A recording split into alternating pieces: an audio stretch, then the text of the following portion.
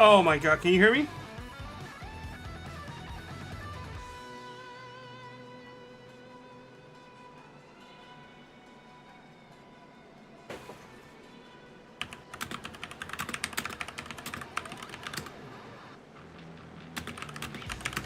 Yeah, I can hear you now. Oh, you can hear me now. Oh, awesome. Oh no. Oh, Cam, I blew it already. All right. Well, welcome back to Daytona. Hopefully we are live now.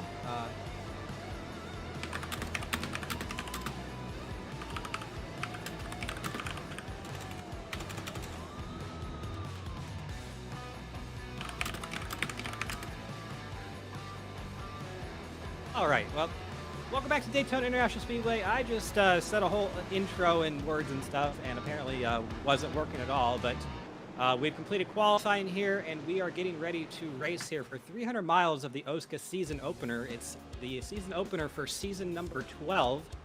Sam Boutwell on the pole, Eric Ziegel lining up next to him, but we don't have a lot of time to talk about that because we are going green here in just a moment. There we go.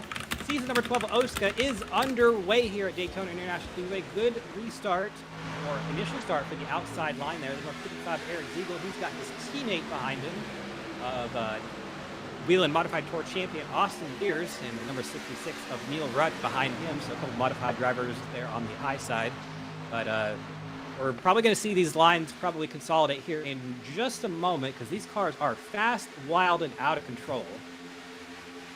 See that inside line they got about 12, 13 cars deep right now, but the outside line decides to go ahead and pull down in front of them, leaving that number 55 of, I believe that is the 55. No, that is the 89 of Ty Alka, so leaving him out of he's going to be left out to dry just a little bit there.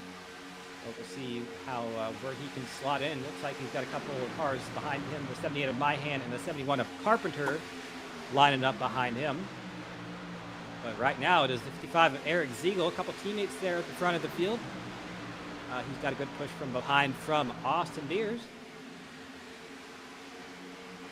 That is lap number 1 complete. Looks like the two Fence Line Motorsports cars are going to go ahead and just cut themselves out of the pack right now. They pull to the apron and say, no, we are not going to be a part of this for now. I think they are just playing the long game and deciding to maybe go to the back there. And we'll probably see them about 100 laps from now or so as we get a little bit further on in this race. But short fuel cell for the night. I've heard about 20 laps is about all these guys can go. So we're running 54% fuel on the night, which is it's a pretty significantly shorter fuel tank than you would normally see at a race like this. But it will provide a lot of green flag, probably if we get their stops or stops under caution. Probably going to be seeing these drivers pit every single time they can. There's Neil Rutt in the 66 going for the lead. He's got a push from behind the number 47 of Sam Boutwell. He was your pole sitter, the Tom Bolin Ford. On the outside is Dallas Myhan and Ty Alkas. Only two cars up there right now, but they are making some headway. It looks like that 89 of Alkas is actually going to take the lead here. We'll see how long he can take it, or how long he can keep it, because he's only got that one car behind him, while just about the rest of the field is on that low side there. So the common logic of just numbers would dictate that inside line is the stronger line right now. But here, yep, the 89 of Alkas, actually, they're doing pretty well up there on the top side. I'd say he's going to go ahead and pull down right here in front of Neil Rutt. Neil Rutt, that push from Sam Boutwell. They're pushing 3 deep. Got to be careful about that in these cars. But one thing you probably will notice as we go through this race is these cars are running very quickly. If you watch Next Gen Racing, you know the cars run about 190, 195 in a pack here. We will reach speeds about 205 and above with a big push from, if you get a big push and pull in the pack here. So it's going to be very quick racing, and that does make for a lot of chaos if anything does happen. But very strung out right now, very neat and orderly. First battle side by side you see up there on the top. It's the 78 of Dallas Myhan. He's been up there just about all race. Got a push from behind from his teammate Darren Staff. There's Ty Alkas going back to the back, probably to join his team at Fence Line Motorsports teammates, are right there at the back of the pack. I think he might have overdone it just a little bit. He's going to go ahead and probably lose the draft. Alkus is. Absolutely. That was not a good move on his part to do that, but yep, here's Neil Rutt in the lead. Very beautiful Kyle Petty 2000 inspired paint scheme on that car. His Hot Wheels car that he ran that year. Not a very fast car in the real life series, but is fast out here tonight, leading the pack. But you see that outside line. Aaron Evans in the two-tone Skittles machine. A big push from behind from the 78 of My Hand. He's going to go ahead and take the lead here and take that inside line. So he's going to cut that outside line right out of the question. I think right now, like the outside line might be the faster line at this stage of the race. It seems like they're able to do more with less. Dallas My Hand pulls ahead just after the start-finish line. So that is lap 6 complete. We are doing pretty well right now. 300 miles in this race. We mentioned that in the intro that none of you heard because we were having technical issues, but 300 laps, or 300 miles, 300 laps would be awful. That's like a endurance race around this joint, but 300 miles, 120 laps, so plenty of time for things to go wrong, also plenty of time just to get in line and make some laps here. So there's really no pressure for any of these drivers to do anything just yet. Pretty neat orderly right now, looking through the field, it looks like everybody is kind of just chilling out right now. Alkus, the lone wolf in the very back, he wanted to go back and meet his teammates, but did not do that in a very efficient way, and he is well behind the pack right now. Actually at the start-finish line now, while all the rest of the drivers are going through 1 and 2. So if we do go green, he probably will be getting lapped at some point in this race. But up here at the front, see the whole field right there kind of starting to string out just a little bit. One of the hallmarks we saw during the Gen 6 era was these cars were pretty fast, but they would get strung out a lot of points in the race just because of how fast and trimmed out they were. Dallas My Hand, his speed, 199 miles at the start-finish line as the leader of this race. So these guys are absolutely cooking.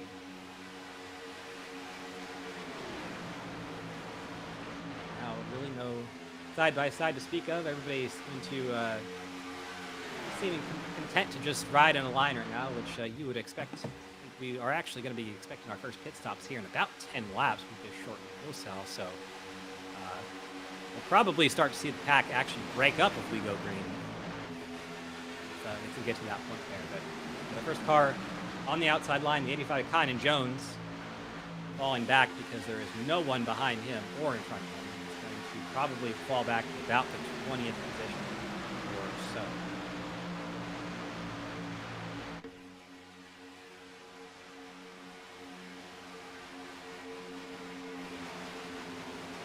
One of the things you actually see with Kynan Jones, and it's not something you see with the next gen really at all, but he can actually pull up a little bit and not just completely die when he's up there as the only car on the outside of the pack.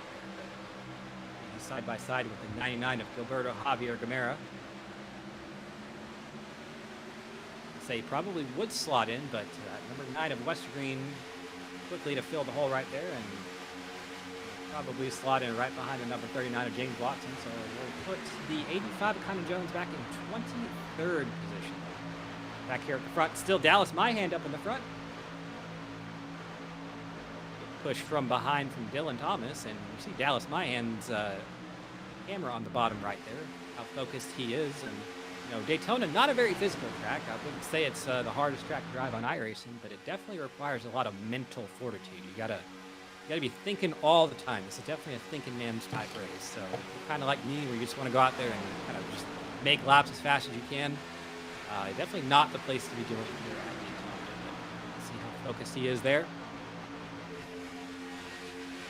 in front of this pack, and definitely hearing people already starting to think about pit stops here because they are going to be coming up pretty soon. So very, very quickly there.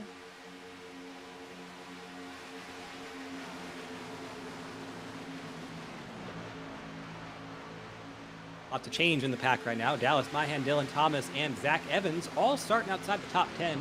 Thomas and Evans actually outside the top 15. We're on board with Evans right now in third position. And kind of just riding around on the bottom of the racetrack right now. Just clicking laps off.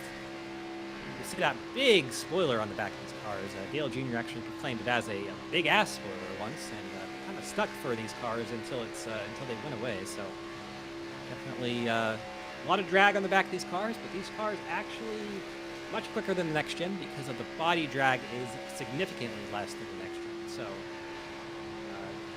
one of the better plate packages of the past few years, in my opinion, was these 2020, 2021 rules right before we went to the next gen. These cars were fast and you could draft a lot. So a couple cars on the outside there, Neil Rutt, and I believe that is the 27 Appealer. A couple Kyle Petty inspired cars there on the high side, trying to make something happen. On board with Rutt, seeing what he's doing there on the in his room. Trying to make something happen there on the outside, and it definitely looks like the outside is very strong at this point. With a couple cars, they can make moves. Can't really get to the front, but they can make a couple moves and kind of hang up in the pack there, which.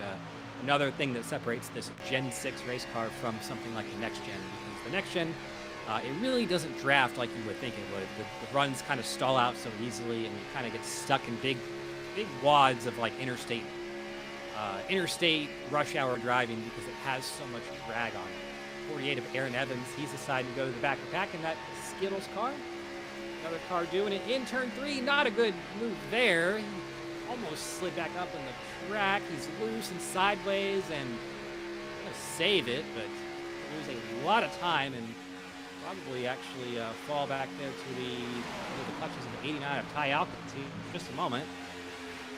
Santiago Aguirre, he's another driver that is way back there in the pack, and as well as Nate Hall. So they've all kind of lost the draft and probably looking to maybe just ride this one out to the later stages of the race. Nobody in the pits right now not had any incidents through 15 laps so far, so looking pretty clean and green. No change at the front. Still Dallas Myhan with that big push from Dylan Thomas. Those two are working pretty well together. And not teammates. The 03 of Dylan Thomas, he's a Binks car, and Dallas Myhan is an RKM car, so we are not seeing anything like we see in NASCAR with the manufacturer alliances that say you can't work with another team. It is free for all in the OSCA Racing League. Two Petty cars there up on the high side with Rutt and Peeler, still trying to make something happen. They're hanging tough on the outside there. Not really able to get to the lead just yet, but they are able to be competitive with this long string of cars on the inside line. Actually, Neil Rutt pulling up to the third position in line. A little bit further on back, the Redux cars, Daniel Gore, Ty McIntosh, and Noah Brown. They're running around, looks like they are in the 10th, 11th, and 12th position. So might be just kind of hanging out there. They're running behind the 87 of Patrick Hahey and the 71 of Carpenter. And those two are teammates, so those two make a move. We might see the Redux cars go with them, but Adam Peeler decides to cut his teammate, and he pulls down to the inside line. So Neil Rutt's the only one out there right now, I think, unless he gets let in, which there he does get let in by his teammate. That does put the entire field onto the inside line. Oh, trouble! Trouble, that's the 6th of Zach Evans. He gets sideways in turn 3, and they save it. Somehow, we're still trying to wreck a little bit further on back. Neil Rutt made an evasive move. Adam Peeler almost got into him. We have some cars here on the AstroTurf there.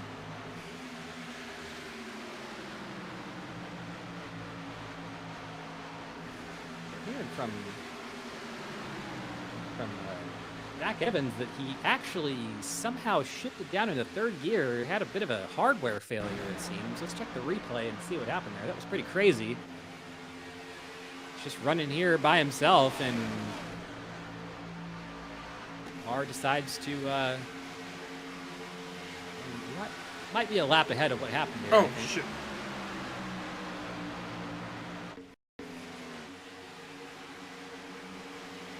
happen?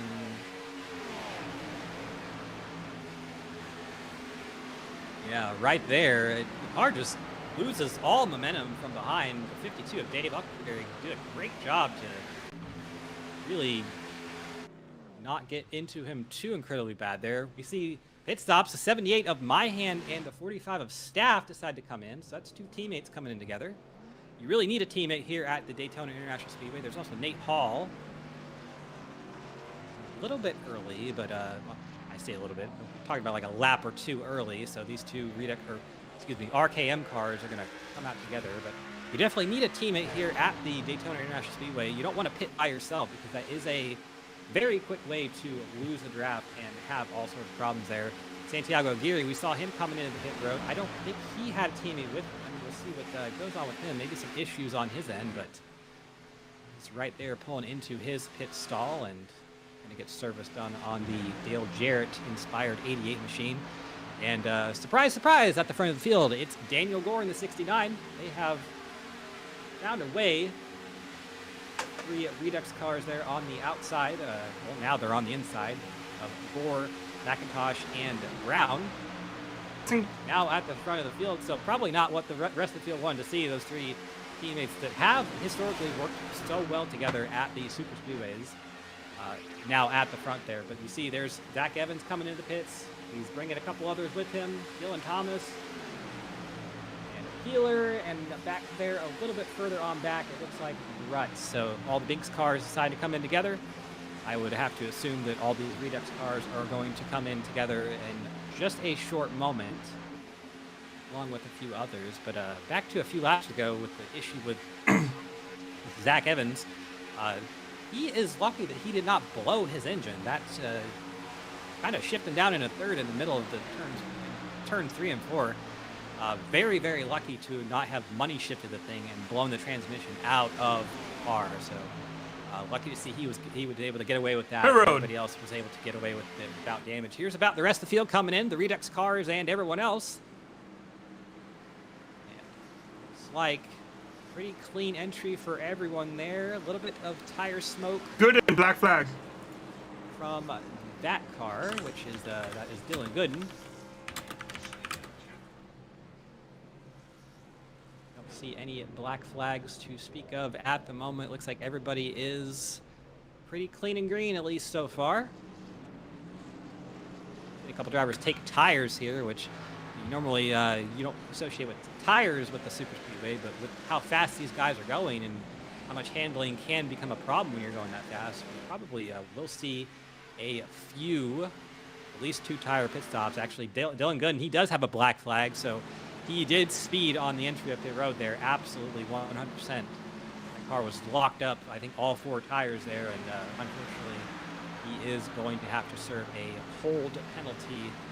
Probably going to lose a lap here before too long because he is going to lose the draft. Looking through here, I don't see any other penalties. I think everybody else was pretty clean here. So 20 laps into the race, we have our first round of green flag pit stops, and we already can see the field kind of starting to spread out just a little bit there. McIntosh has gained the lead out of that exchange.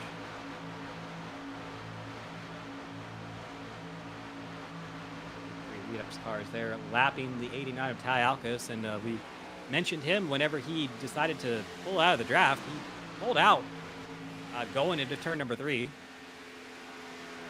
and did it in a very inefficient manner to where he kind of lost the draft there, so probably not too far away from seeing the other car that did that. Was the 48 of Aaron Evans. He's 25 seconds, 26 seconds behind the rest of the pack, so probably not too far from that.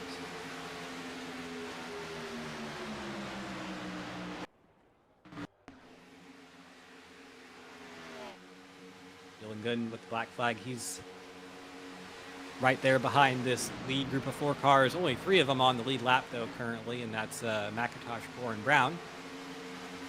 3 of the Redux Racing cars with a push from a Team Fenceline car of Alcus. And you can see back behind there about, we'll call that about what does the results page show? About 3 seconds behind at the moment. That's Dylan Thomas, followed by just about everyone back to Austin Deers in 14th. So if those drivers can line up, they will be able to probably run this lead group down. So they are going to have to line up and stay in line for that to happen and not race each other, which it actually looks like they are trying to do that. See a bit of a battle there on the outside line there in that second pack behind here. If we could pan back there.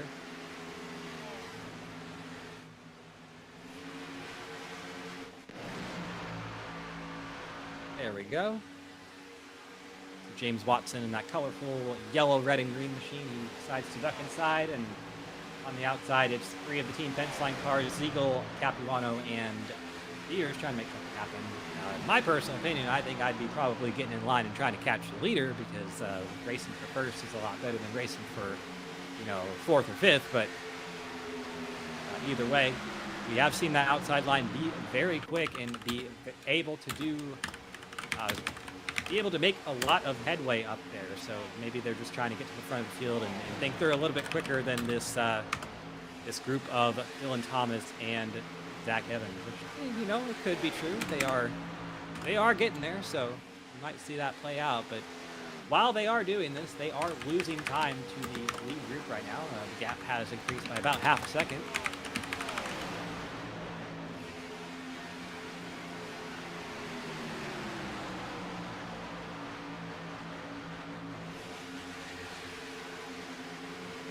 I want to say a quick shout out in chat. We have a couple long-time channel commenters. Thrasher, the Ty McIntosh fan, I believe he is. We got Brent Jones, got the Wolf Gaming Network, and Natalie Gore, which well, she says that her brother's in second, so we're gonna assume that that is Daniel Gore.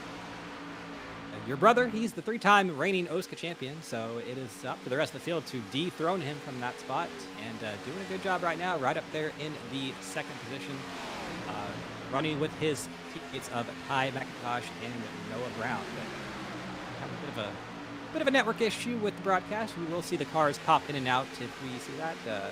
Not anything we can control. It's not happening on their end. I believe it's happening on ours, so just bear with us. A little bit further on back, yes, this is the second pack right here, led by Dylan Thomas. And just now, I believe that they have just started to gain on that first group. They have gotten in a line, which they need to do at the very beginning. And if they can keep in this line and keep that momentum up, they will run down that first pack. You see the gap there on the left side, that is live. 2.5 seconds, and then down there at the bottom, you can see very ever so slightly quicker on lap 25, 26, and then lap 27, 0.3 of a second quicker. The minus means they are quicker, and green is good. So that is how you can read that lap chart at the bottom there. Lap 28, just ever so slightly slower. So see that it is going to be an ebb and flow situation. They're probably not going to catch every single lap, but they do need to just stay in line and try to make something happen and ensure they do not actually lose more time on this second upcoming pit stop, which we will be seeing in about 10 laps time here.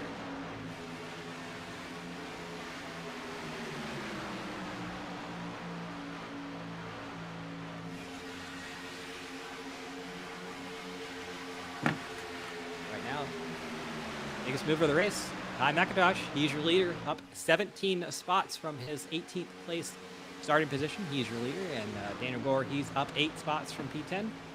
Noah Brown up. That would be 8 spots. Math is hard for us up here in the booth, so Redux car is looking very quick and speedy today. They have a couple drivers that have joined their group.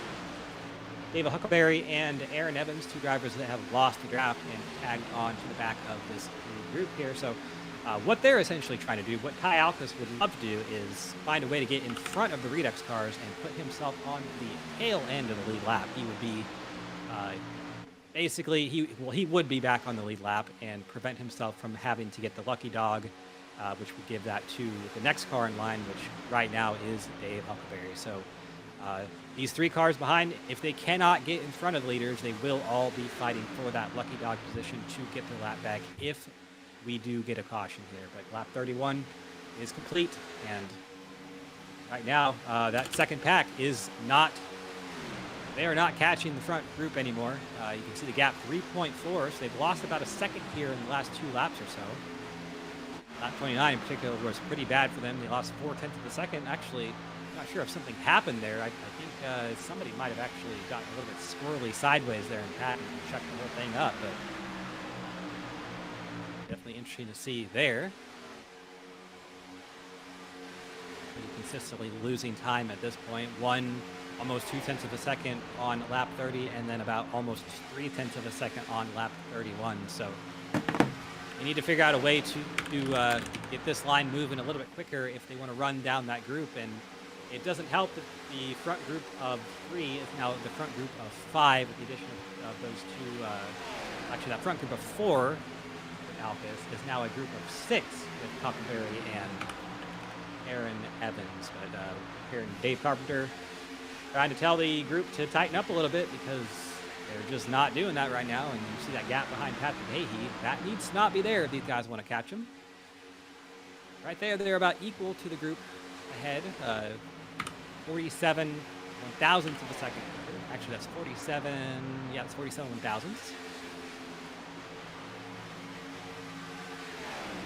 No, that's the 100th spot. So 47 hundredths quicker. Math is hard for me.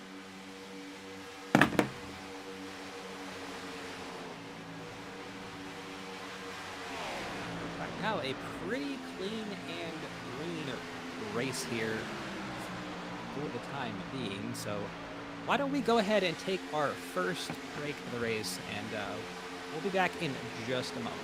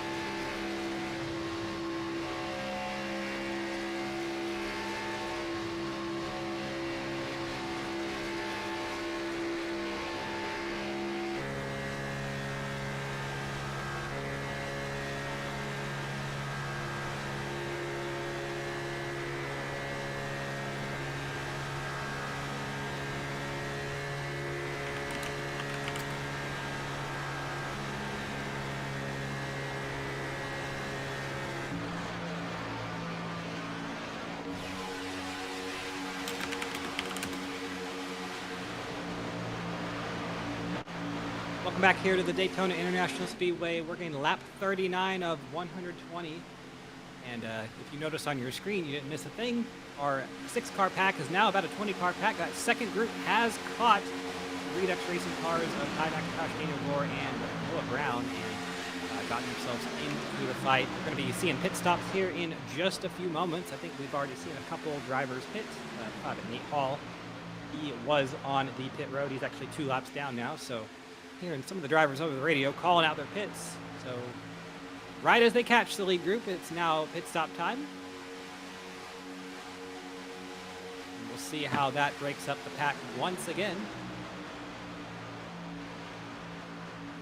We saw those Redux cars. They were very efficient on their first round of green flag pit stops, being clean and green here for 40 laps. Very interesting to see that at Daytona. You don't typically get a clean and green race here on iRacing in the year of 2026. So more sliding into the pits there. The 75 to Dylan Gooden. He's got something going on with his brakes. He has slid those tires every on the first pit stop and the second one there. Santiago Aguirre, he got pitched into his stall there. Darren Staffwood had a little bit of trouble there getting into his box. I think these drivers are not used to what's going on. Typically at the super speedways, the brake packages are very small and very insignificant there, so definitely a little bit harder to get into your box than say at like a Bristol or a Martinsville. So see if anybody gets a black flag on this round here. There's the Redux cars there and Aaron Evans. Ooh, Evans sideways. He almost got in the back of Ty Alcus there. Just ever so slightly missed it. We'll have to see if he gets a black flag, because that was very close on the pit stop or pit entry there.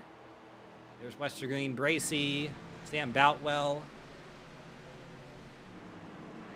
coming in to for their second stops there. Bracey misses it just a little bit.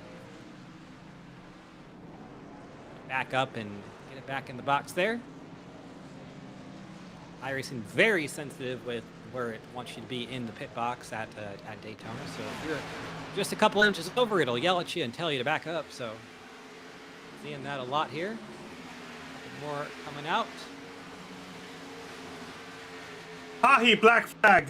Ty McIntosh, a very good stop. He's actually about a second or 2 seconds ahead of Daniel Gore, who he was drafting with. So that pit crew very much on the ball, at least for that stop. There's Patrick Hahey coming into his box there.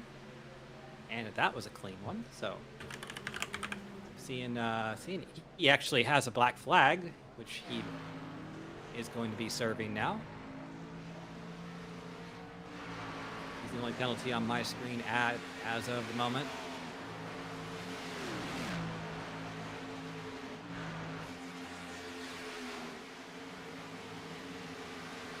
There's the Team Fence Line Motorsports cars coming in. Ziegel sideways. Oh, he keeps it under control.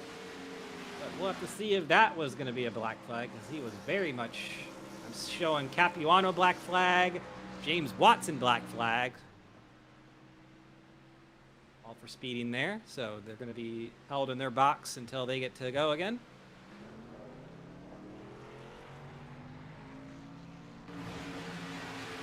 Unfortunately for the Team Fence Line group, that is going to knock out 1/3 of their, essentially of their drafting crew, with Capuano going to be not in that anymore. So it's just going to be Beers and Ziegel for themselves now. But the Redux Racing cars of Daniel Gore and Ty McIntosh back together,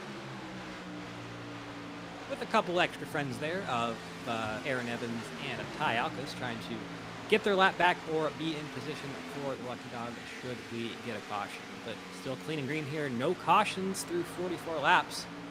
I'm a little bit flabbergasted by that myself, but there's Ziegel and Beers coming out of the pits right now. We'll see where they slot in. I don't think they're going to be able to tail onto the back of this drafting crew unless something biblical happens. But I've seen crazier things at Daytona and in sim racing through my time, so we'll have to see what they can do. See, actually, Ty Alcus, he has dropped off that group and decided to go help his teammates. So Ty Alcus gets the good teammate of the award through 45 laps in this race. That's a very smart thing to do on his part. Go catch his teammates, and then maybe they can draft back up to this this Redux Racing duo.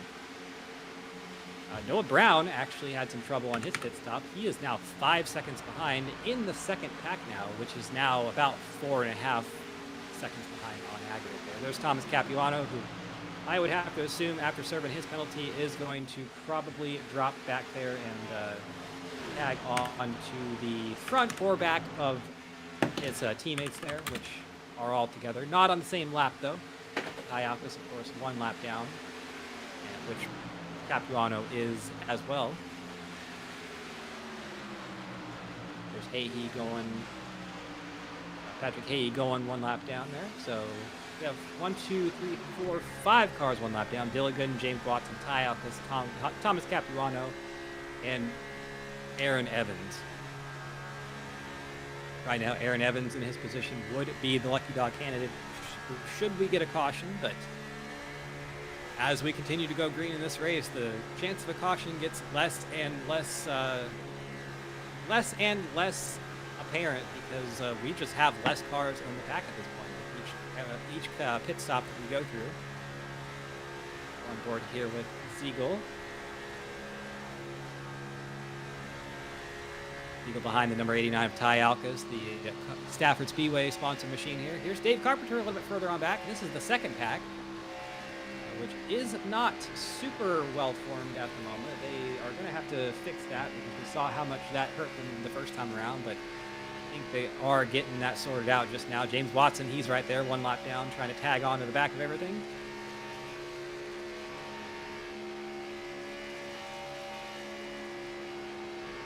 Gap there on the left side of your screen, 3.1 seconds back for Adam Peeler, and that number is getting smaller, which is exactly what this group needs to have happen.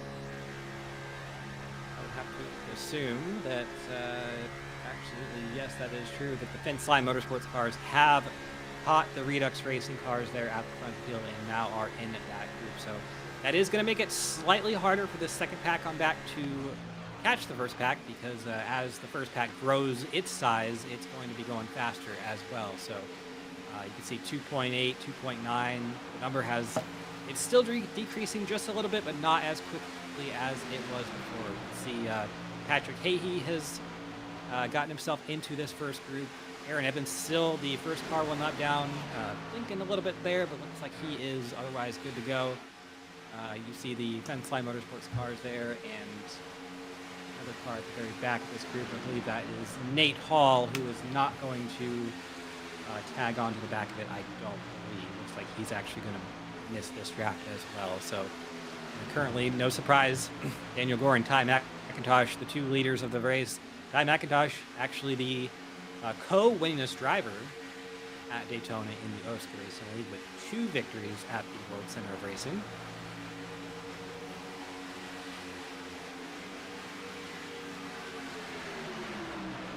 That is shared with Santiago Aguirre, who is in this race 2 laps down currently, and Gilberto Javier Gamera in the 99. But all 3 of those drivers have 2 wins at Daytona across all of the OSCA series.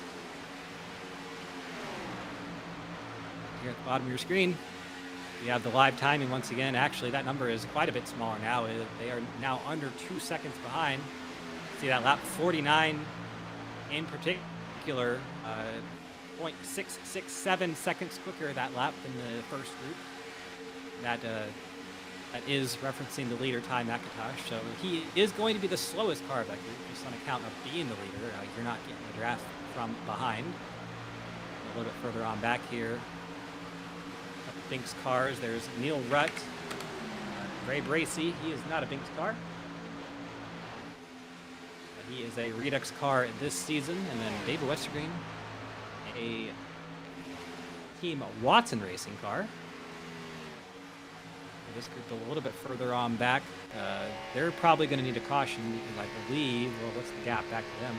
They are 9 seconds behind the leader right now, almost 10 seconds behind the leader. Running quicker than, but just ever so slightly. You're not going to get anywhere very quickly running 1/1000th of a second quicker than the leader. So they're going to have to figure out something here, probably with a caution somewhere in there. But either way, doing what they can, looking from the rear of Neil Rutt's car. Ray Bracey in the Bojo Racing machine, or Bojo Racing number 7. And for those that don't know, Bojo is not the cat on the car. The cat is Pushkin, which is Ray's very, very cute kitty, I would have to say. But he puts Pushkin on just about everything he does, and Pushkin is actually Ray's crew chief as well. So if you ever hear Ray talking, whenever he needs tires or fuel, he will say Pushkin Pit. So very cool little thing there. Nate Paul continuing to fall further behind there on that outside line. Is 4 laps down at the moment, and probably just waiting for this one to be over. But lap 52, we're almost at halfway in this one. It's actually going by a little bit quicker than I thought it would. Back here at the front, that second pack has caught the first one, and all of a sudden, we've got about 10, 11 cars in this group. Probably a little bit more than that, maybe 12 or 13 with the hot cars, but not what the 2 Redux cars of McIntosh and Gore wanted to see. They wanted to have the lead to themselves and keep it with a big gap to the cars behind. But the thing about this Gen 6 is it is a very good car at drafting. You can definitely make some moves, and it's not like the next gen where you're kind of locked into interstate driving. There at the top of your screen, Carpenter trying to make something happen on the outside. He's got some help from behind. Patrick Hahey and Noah Brown.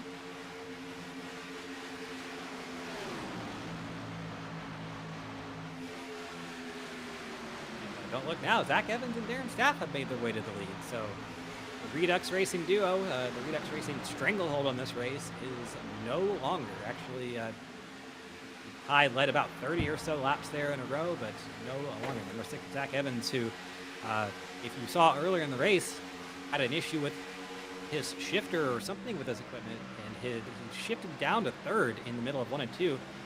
Would have almost probably blown the engine there, but was able to keep under control, not have a caution, and not have anything happen further on behind. And up here is now in the lead. So a good push from behind from the 45 of Darren Staff. That's a good pusher to have. Car is quick each week in and week out. Probably as we've gone through these OSCA seasons, now in season number 12, probably one of the more improved drivers as we watched Darren Staff grow and get his first win a season ago. Finally get that monkey off his back.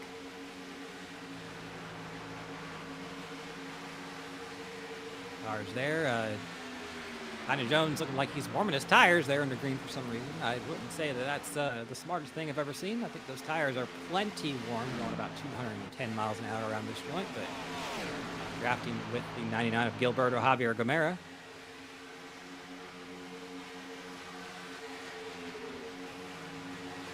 And it's, we're already talking about pit stops once again, so just we're running about, if we haven't mentioned it yet, it's 54% fuel in these tanks. So normally you got about, I believe the Gen 6 was about 17, 18 gallons when they ran this back in the day at pretty much every racetrack. So meaning we got about 9 or so gallons in the tank, which given these drivers about 20 or so laps of fuel. So we're going to see about 5 pit stops here and a lot of opportunity to make mistakes on pit road, which we've already seen from some of these drivers.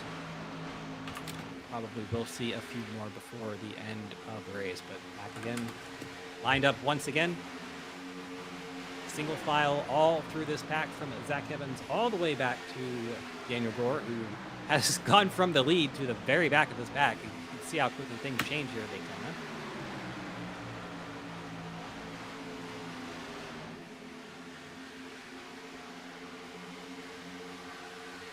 Zooming through this one, 3 laps away from halfway.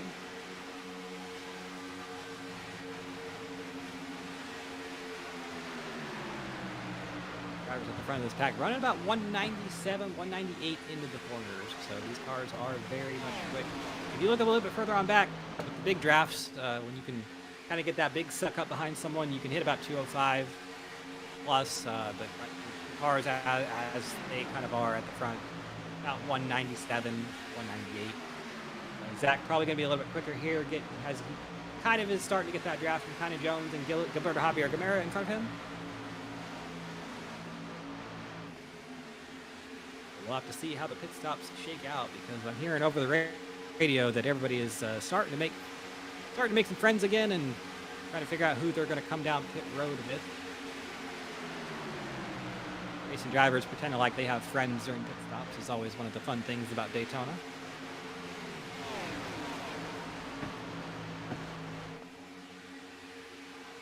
Always fun seeing the new paint schemes for a new season. I don't believe really anyone in the field has the same paint scheme as they did last season. Maybe the 69 of Daniel Gore. I think he might be just about the only one that's running something similar to what he did, but everybody else at least has minor changes to what they ran last season. I'd say that Daniel Gore and Ray Bracey, probably. Ray Bracey, kind of that green and orange and brown, or whatever colors go with the green Bojo machine, kind of his hallmark that he runs here and so you can always tell where he is on the racetrack. You can see good push from behind the number 6 of Zach Evans. Him and Darren Staff are working very well together. That 45 was tucked right up under the 6's back bumper, and I thought we were going to see the 6 duck into pits there, but just car just moving around a little bit. These cars do move around quite a bit. Just when you're going almost 200 miles an hour and looking at the weather here, it's not too much right now, 4 miles an hour from the northwest. So I believe that would be a slight, ever so slight crosswind across turn 4, but not going to be too much of a problem for these drivers.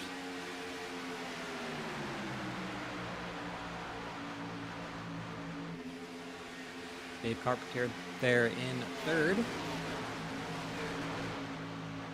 Doing well for the three pedal mafia gain. There we go. We have our first pit stop of this back here. Didn't see who that was. That is Dylan Gooden. I think a little bit less tire smoke than we've seen from his pit stops before, and looks like he's going to be clear on the penalties. So the number 75, Olivia Ham, a motorsports machine, who unfortunately does not have his team owner in the league anymore. So it'll be an interesting situation to see what comes of that. But for the race, that is not going to change for Daytona. We might see some changes as we go through the season, but for tonight, he is the lone wolf of that race team. So here comes the majority of the front pack there. Binks cars. We see Evans, Rutt, I believe Darren Staff's there as well. Peeler, Gomera, Kinda Jones, and Dylan Thomas all in this group.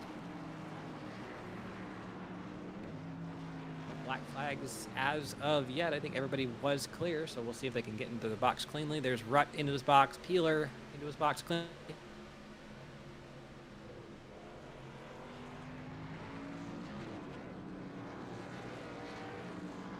No tires for the 66, just going to take fuel. Kinda Jones away.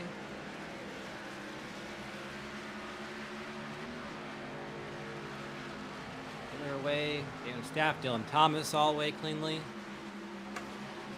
And David Westergreen, a few others saying they have to. Oh, David Westergreen is sideways on pit road. He has spun it out sideways, and oh, we have a stack up on pit road. David Westergreen got sideways. I believe he might have overcooked the entry. He sure did, and he lost the rear end. And I believe it was Ty Alkus was the one that plowed into the side of him. So that's not going to be very good for the aerodynamics of that machine. Dave Westergreen had to Austin Powers the car to get it back going. Kind of a bit of a three-point turn there. We'll see what happened here on the replay. There's Westergreen leading the pack, and you could see he just kind of went in there so quick that he actually gapped the group behind by about 3 car lengths before he got to the entry at pit road there. Ty Alkus, unfortunate for him. Noah Brown almost involved as well. I don't think he actually made contact, which is good, but he is going to probably lose some time there with having to make that evasive maneuver there. But obviously David Westergreen, insult to injury, black flag for speeding, and we'll have to see what he was at the line.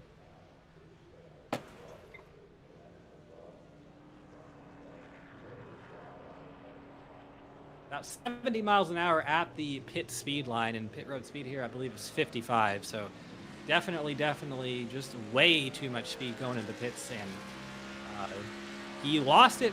He lost it by spinning, but he was already too much over the line too much over the limit at the line, and is not going to bode well for him at all. So yeah, if we don't get a caution, that's going to be race. That's going to be win chance over for the 9 machine, and that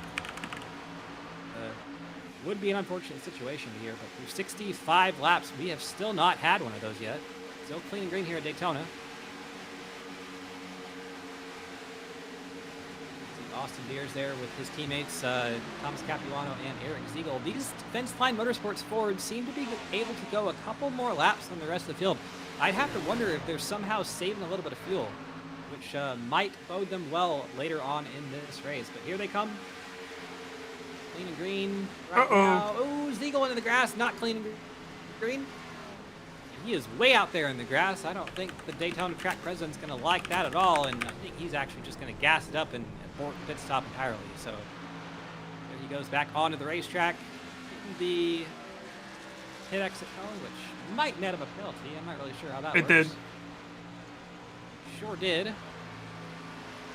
The unsafe pit entry penalty for the 55 of Ziegel, and we'll have to see if that gets cleared. The race control might deem that fact that he had to abort his pit stop penalty enough, but he's going to have to make another slow lap around the racetrack. He's actually not able to gain any speed right now. I'm not sure what's going on with him.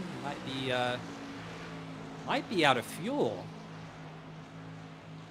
55 of Ziegel might be out of fuel, which would be a very unfortunate situation for him. Fence Line Motorsports cars have been very quick, but almost a star-crossed race for them at this point. Yep, you can see the engine shut off for Ziegel. So he is out of fuel. He's at 83 miles an hour right now. I think he is going to be able to make it back to the pits. But he will lose a lot of time, probably lose a lap here, posting around the racetrack. And definitely not what he wants to see. Definitely not what Austin Beers wanted to see either. So he lost yet another teammate in his group, and now he's only got Thomas Capuano with him.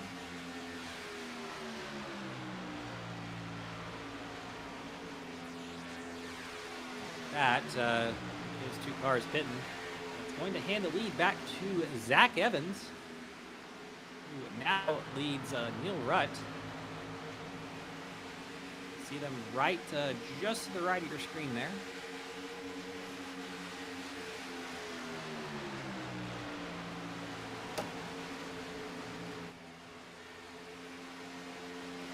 See how well Austin Beers and Capuano were able to get that pit stop, or how well they were able to get through the pit road, because about a 2-second gap on the rest of the field there. But without having any numbers behind them, they are going to get eaten up by that second pack, which is Zach Evans all the way back to, it looks like, Ray Bracey. Daniel Gore somehow has lost that group. Not really sure what happened to him. I'll go back and see if anything happened. I think it was just kerfuffle on pit road there with David Westergreen kind of getting sideways, and a lot of avoidance having to happen there. So a bit of an unfortunate situation. Gore and Brown and even Ty McIntosh, he's in that group. He's in that first group, but he has no more teammates. Well, excuse me, he does have one teammate there in Ray Bracey there. So still not the end of the world for those 2 drivers. And Ray Bracey, a good super speedway driver himself. We've seen him win at Daytona and other leagues, as well as Ty McIntosh. So if anyone is going to be able to do it, it's probably going to be those 2. But here comes for the lead Neil Rutt with a push from Kynan Jones. He's not on the lead lap. And they're going to have to figure out somewhere to go, because those 2 Fence Line Motorsports cars are in front of them on the inside line, Austin Beers and Thomas Capuano. Currently, Capuano would be your lucky dog if we were to get a caution, on account of being right there. There's smoke on the back stretch. Something happened, or someone is vaping. I think we are good to go. Ray Bracey, something happened to him. He's now back with Eric Ziegel. He back. Oh! Aaron Evans with a bit of a trouble situation there. He got spun around, and somehow Ray Bracey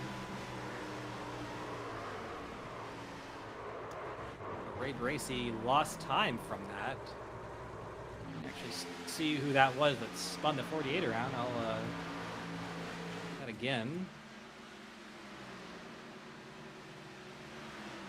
47 of Sam Boutwell looks like to be the culprit.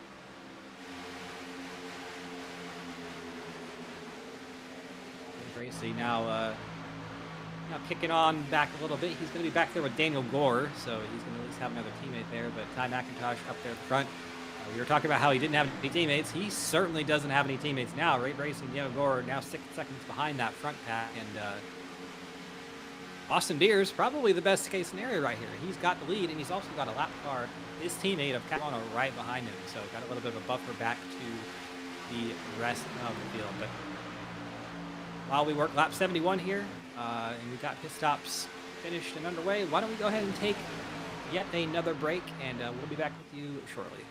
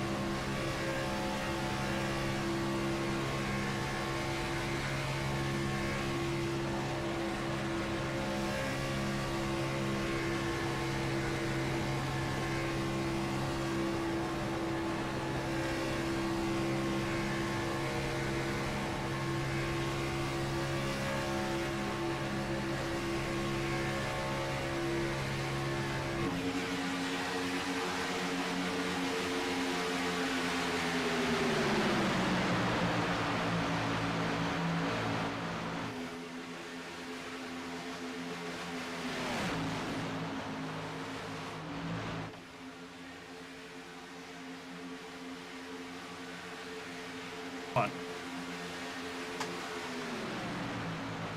All right, welcome back here to the Daytona International Speedway. We're getting lap 76 of 120 here. Austin Beers, your leader, right in front of the 21 Thomas Capuano. He's a lap down.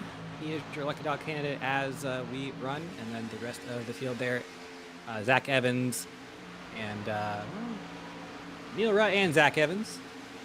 Simon Scoring was having a bit of a moment there, but you see Thomas Capuano now in front of the leader. He has, I think they actually did a coordinated swap there, him and Austin Beers. So a little bit of a strategy situation to try to get Tom back on the lead lap. And kind of Jones on the outside line trying to do the same thing. If he can get around Austin and maybe get a caution here, that would be very beneficial. Actually, a few of the cars on this outside line Eric Ziegel as well, another Team Fenceline car, trying to get himself back in the lead lap due to some. He's actually 2 laps down, so he's trying to get back to 1 lap down. But we figured out some of our technical issues. One of those, at least, was me. I'm the problem. It's me. But we have Carlos here, who I can hear him now. He can hear me, and we're good and all that. But Carlos, how are you feeling about this race? It's pretty wild. We've gone 77 laps without a caution here with in the year of our Lord 2026. It's pretty good, and it's glad that you can hear me. My voice has come in every once in a while on the broadcast whenever a person got a black flag or something.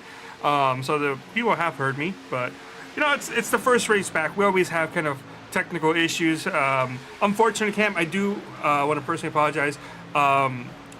You had such a wonderful pre-race introduction, and none of it was heard, and I really am sorry about that. So, we got like about 33 laps remaining. Oh, excuse me, sorry, 120, not 100. We got about 53 laps remaining in this race, and it's got potential to go caution free. And the drivers, a couple mistakes have happened. They've all been doing a great job just holding on and trying to prevent there from being a pretty big wreck. That's quite all right. We got 15 more races after this one, or 50 more intros after this one, to have good intros again. So not too worried about that one. But I guess I wanted to go ahead and bring up the fact that if you are an OSCA fan and have watched OSCA races before, one of the hallmarks of this racing league is we typically do halves, as in we'll split the race into 2. We'll do one half, do a little bit of a break, and then do an invert, and then do another half. We are still doing that this season. However, for 3 races, being this one, Las Vegas, and Iowa, the finale, those are going to be full distance races. So OSCA not changing its philosophy, just doing a little bit of a different thing here for a few of the races. So you'll see the next one of these in about, I think it's like 5 or 6 weeks' time. 1, 2, 3, 4, 5, 6 weeks after this, it will be at Las Vegas, which I don't know the race length there, but it is a race that has the length. Currently, right now, Wiser words Dave have never been Carpenter spoken. actually as your leader. So a couple of these drivers have been able to get in front. Right now, Dave Carpenter. See Eric Ziegel trying to get in front. James Watson, Kynan Jones, and Dylan Gooden all right in front of the leader.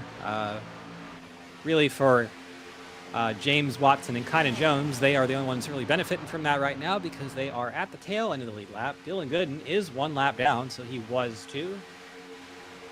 And then Ziegel also 2 laps down after running out of fuel just a few laps ago. But we're working lap 80 here, and you know what that means. That means that we're probably going to have pit stops here once again. Should be our 4th stops of the race once we get to that window. And hearing some of the drivers kind of start to talk about it once again. Kind of a stressful situation to be in when you got to worry about pitting every 20 laps. But, our great overlord, Vic Bloom, he loves his chaos, and he is loving the chaos that we've had here, which really is kind of a misnomer because it has been fully clean and green up to this point. So really, it might have backfired just a little bit there. Here we go. There is the 75 to Dylan Gooden. He's the only one coming down pit road at the moment, and that is probably that's going to net him back down to 2 laps down. Cam, one of the things that I stress a lot when we come to Daytona is that it's very important. Daytona Talladega, it's very important to practice pit road entry, practice pit stalls, your pit stop, and exit of pit road. And you really need to maximize this because if it goes green, and more often than not, you do have a long green flag run, you end up in situations where you can separate yourself from the rest of the competition, as we see more cars going down pit road. Yep, it's Gilberto Javier Gamera. I see Noah Brown coming down as well. Kynan Jones there. I see David Westergreen. Oh! Dylan Thomas. Ooh, Santiago is there. Sam Boutwell.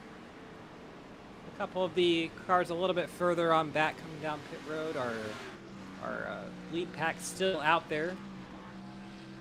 And Zach Evans will be down this time. The Redux cars coming down. You see Eric Ziegel trying to get in front of the leader, as well as Thomas Capuano. And we'll see how this works, because we've seen the Team Fence Line cars they're able to go a couple laps more than the rest of the field. So if they play their cards right and get a pretty lucky caution here, those two cars could get their laps back, or for Ziegel's case, get one of his laps back and go back to one lap down. But right now, Thomas Capuano, the first car, or he is right at the tail end of the lead lap on the front bumper of his teammate. And his teammate, Wheel and Modified Tour champion of 2026, Austin Beers. And we'll make the note that he did win a Wheel and Modified Tour championship before he won one in OSCA. So one of the things I talked about in the intro that nobody heard was he is OSCA's perennial bridesmaid, has been close many times, just never has been able to get it done. But he is a Wheel and Tour modified champion, which, I mean, I would probably take that over an OSCA championship if I had the choice. And he was a contestant on the Ram race for the seat, so pretty cool deal for him, and running pretty well right now out in the lead. Was a former Team Mixture X driver. I believe he was. He might have been on Do Good before that, which no longer is fielding any cars in the OSCA series, but now part of Team Fence Line, which Team Fence Line now is owned by Thomas Capuano. That is essentially half of the old Team Mixture Rich team. And behind here from the 88 of Santiago Aguirre, just probably not the race we've expected from him. He's 2 laps down, actually 3 laps down now, and he is one of the drivers that has won 2 races at Daytona here in the past, co-owning that record with Ty McIntosh and Gilberto Javier Gomera, but really just not able to have the luck and get those laps back at the moment here. So he is 3 laps down.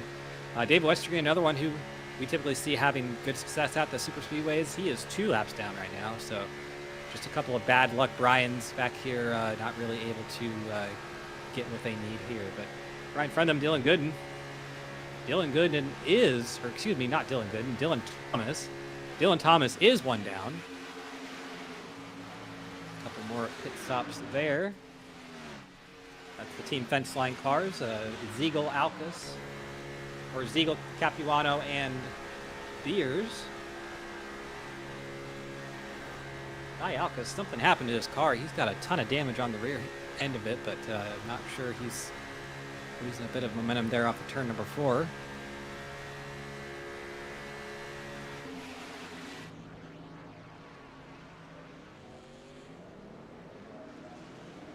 There's the Team Fence Line cars out and away.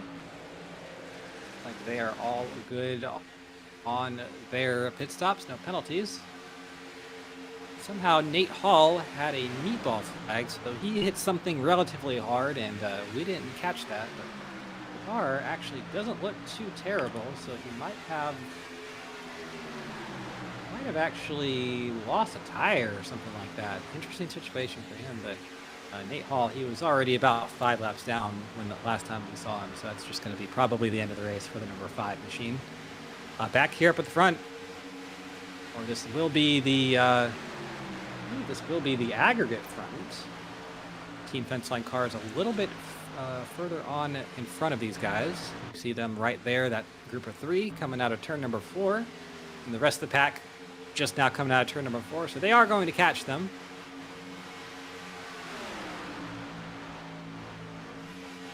Dave Carp leading that pack, kind of co-leading that pack, kind of Jones on the outside, but this is most of the field at the moment. About, let's say that second back to about 9th place. Daniel Gore has gotten himself back into the lead group. Been working with his teammate, Ray Gracie, in the number 7 machine.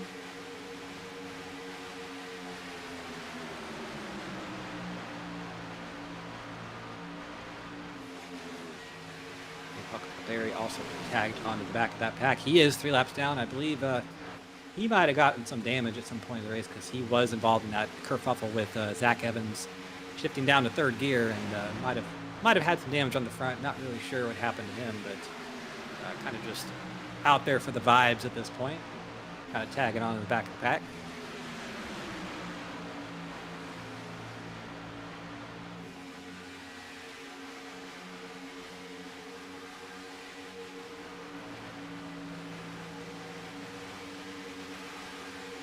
further on down. Saw two RKM teammates of Kynan Jones and Darren Staff. Darren Staff currently in the second position. Kynan Jones currently, I believe Kynan is 1 lap down. Yes, he is. Quickly catching the leader right now, which is Austin Beers.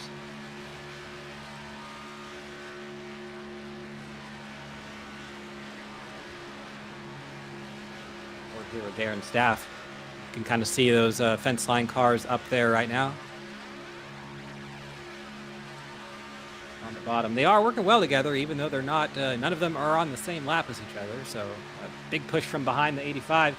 He's going to go ahead and try to push his teammate out to the tail end of the lead lap here and try to get a caution and get them back packed up here. But right now, this is actually going to give Darren Staff the lead with the push, pushing his teammate. So kind of an interesting situation, Carlos. You saw this a lot back in the day. I'd say we don't really see it too much anymore when you have lead cars at the front of a pack, or lap down cars at the front of a pack. But you used to see that back a lot in the day before we had double file restarts, and you'd have the tail end cars kind of start on the inside, get out in front, and kind of mix up the field a little bit. So this is kind of this has a very old school kind of feeling race to it a little bit. Yeah, it really does. And you can see Carpenter and Zach Evans starting to make moves, and Darren kind of blocking there.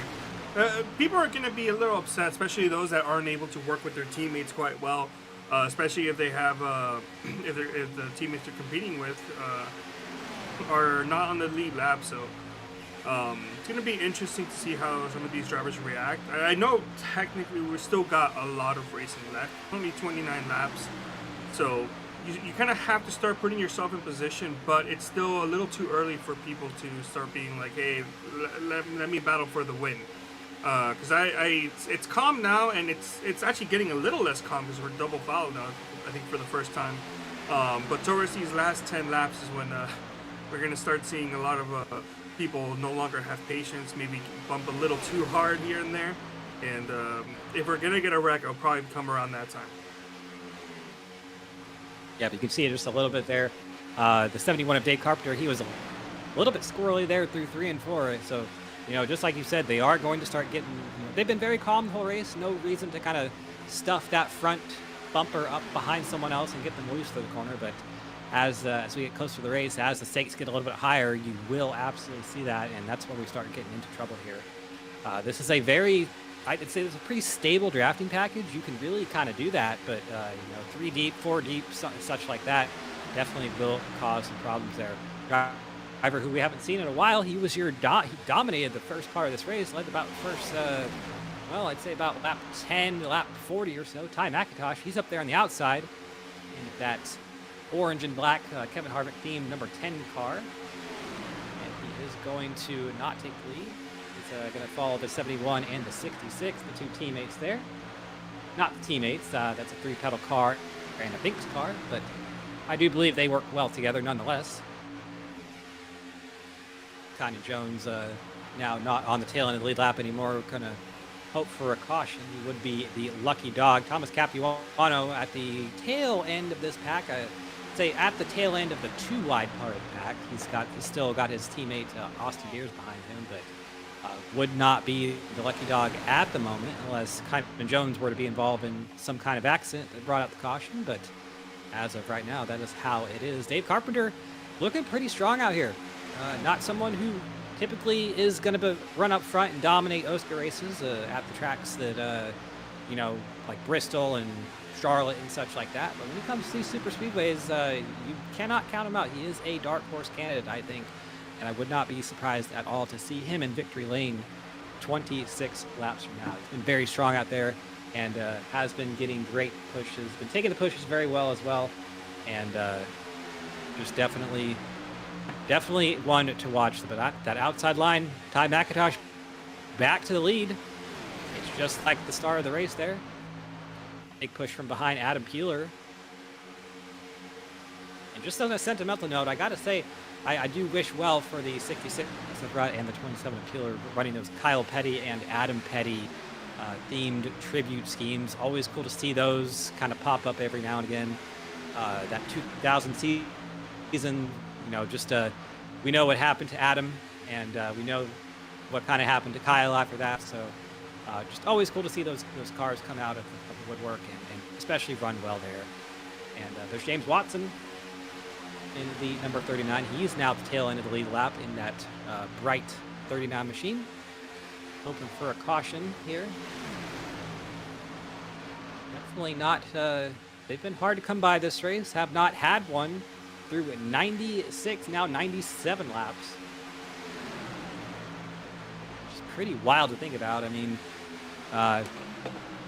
watched a few of the iRacing Daytona 500s a couple weeks ago, and I don't think a single one even got close to going caution-free, just on account of the different nature of drafting and how different the next gen is to race at these super speedways. But the Gen 6 has a lot different drafting characteristics, has a lot different driving characteristics, really at every racetrack. I mean, it is a traditional, tube frame stock car with a live rear axle suspension, and doesn't have the independent rear suspension, doesn't have an under tray, doesn't have a diffuser.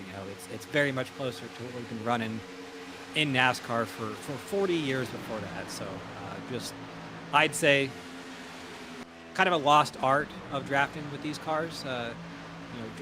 Super speedway races in NASCAR now, kind of a, I gotta say the Daytona 500 was a great race. I enjoyed watching it, but the style of racing, the style of drafting, the fuel saving, all that, just, some people, not a big fan of it. I have to say I'm probably in that group, kind of putting drivers into a weird box of racing, but either way, we do have more traditional Daytona style racing with these cars, and it is great to see that the drivers are able to make moves a little bit more easy than they are with the next gen. So you kind of saw that all race. Drivers able to pull out, even 2 cars able to pull out of a 5-car train and make moves if they can get the drafting right. So definitely a little bit more, I think, skill-based drafting style here than you see in the next gen now. Next gen, a little bit more kind of finicky, a little bit more gimmicky, a little bit more luck-based, I think. So just a different style of racing,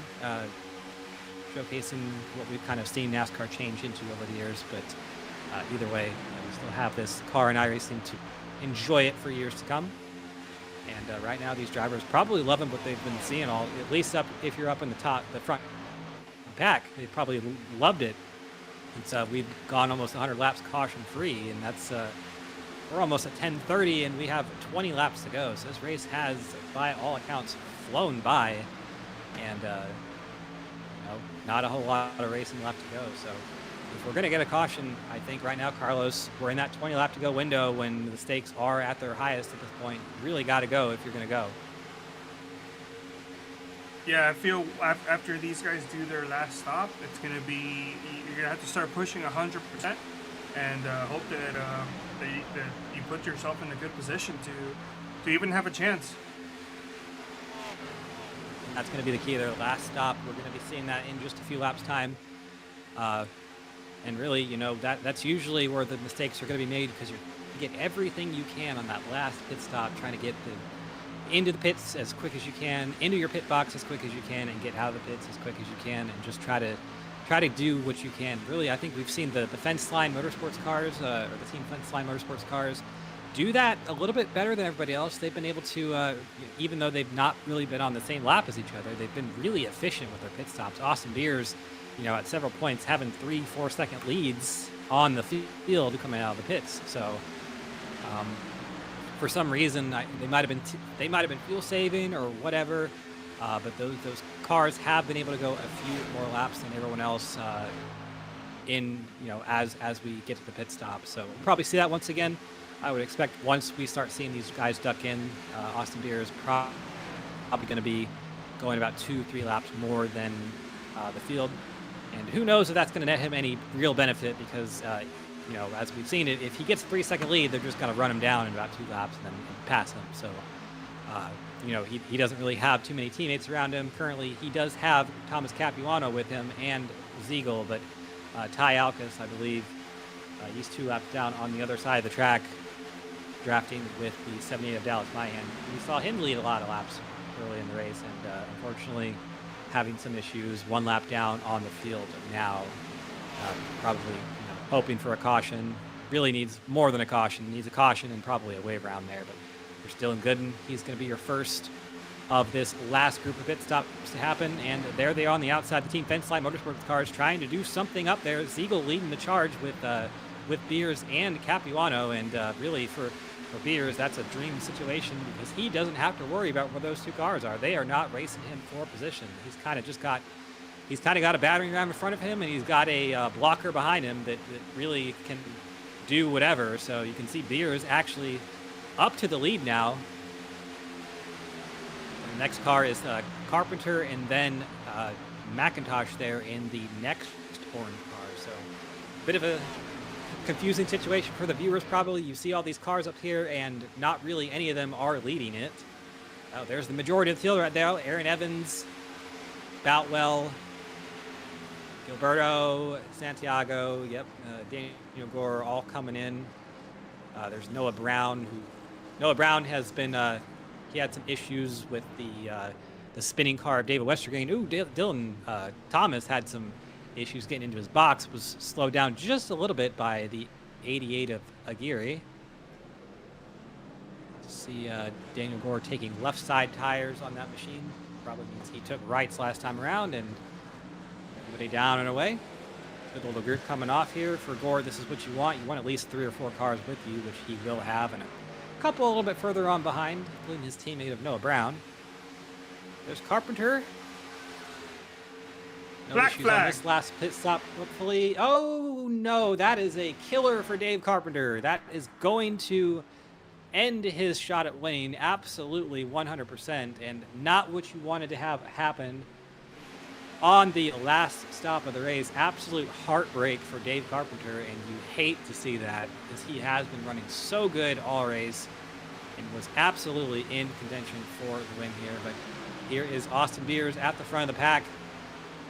He's got about 3.5 seconds to the next car of Ty McIntosh right now, and that is a very good gap with some teammates in front and behind him who aren't really in the running for it at the moment. Noah Brown.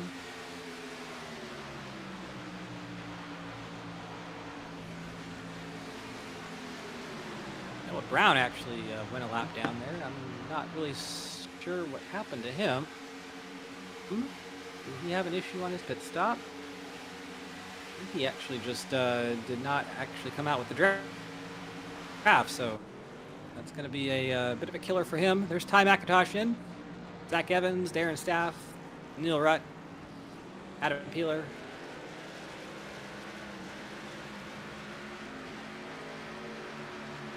Clean and green and away. No penalties around this group here. There's Daniel Gore with his teammate, Ray Bracey. We're going to zoom by this group here. High side around Dallas Myhan and Ty Alkus. And there is the group of cars that just pitted there, including McIntosh, Peeler, a couple others.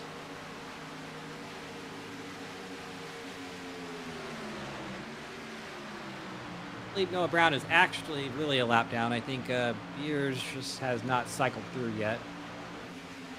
Yes, that is. He has yet. Has not pitted yet, so excuse me. And there he goes. There they go.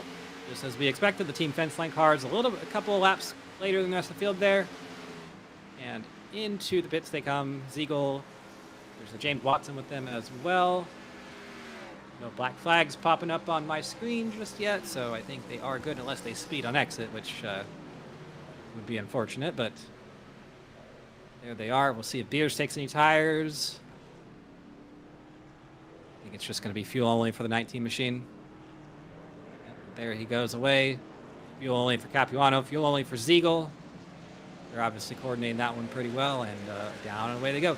Good pit stop for the 39 of Watson. You saw he was behind all these cars, and now he's in front, which really doesn't mean a whole lot because he is still going to be 2 down, I believe. Well, maybe 1 down here, but there's the back end of Gore, Ray Bracey coming 13 laps to go.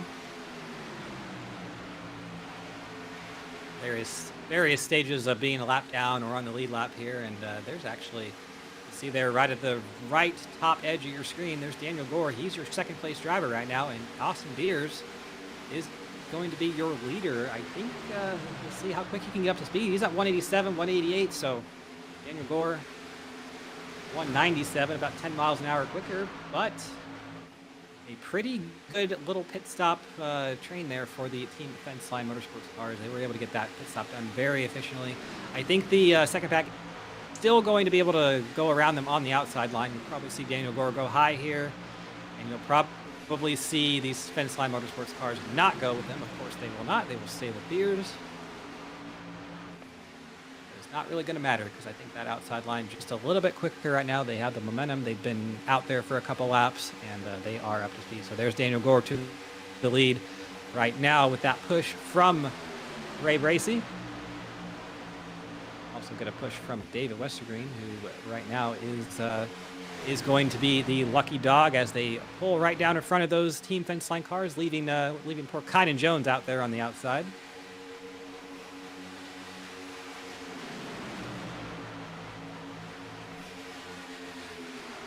Right now, your lead group here really consists of about 3 cars. Peeler in the 4th position. He's about 2.5 seconds behind. They're going to have to line up and get back to this group, which this group mostly consists of cars that are either on the tail end of the lead lap or, well, actually everybody's now lap down because Gore leads the group, but most of these cars are actually going to be a lap down. So that's really not what Peeler needs. He needs this group to be a lot smaller than it actually is, and for him to be able to kind of catch this pack with the cars he has behind there. He's got to push from, or he's got Ty McIntosh, Neil Rutt there, Darren Staff, Zach Evans, about 3 seconds behind the lead group here, which is only 3 cars. So right now, it's going to be hard for anyone to do anything with those Redux cars that are leading the group. Got 10 laps to go here.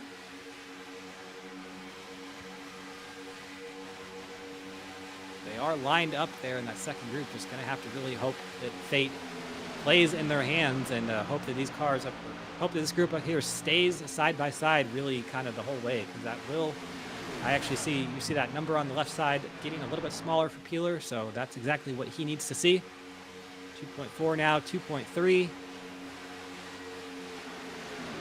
And these cars being side by side up here, Beers on the outside, Ziegel there, kind of juking all over the place. This is exactly what that second group needs to have happen so that they can have a shot at catching back here. But 9 laps to go here, and Beers down the inside. I think probably sensing that group is starting to catch a little bit and trying to get themselves in a line here at the front. But you have all sorts of agendas here in this first group. So many cars lap down, so many cars on the tail end. There we go. Oh, trouble. Alka sideways. No caution. There's some contact from behind from the 48 of Aaron Evans, and that's going to help that second group quite significantly. That's about 2 seconds behind now, and they got a boot scoot and boogie up to that front pack now, and hope that something happens again in the first pack, because well, there you go. There's Daniel Gore blocking the outside line. Blocking a car that's a lap down, but he does not want that 19 of Beers to be able to get by him. And we know Beers is going to be committed to his teammates. He's a very staunchly committed teammate. We know that. And there he goes, Thomas Capuano on his back bumper.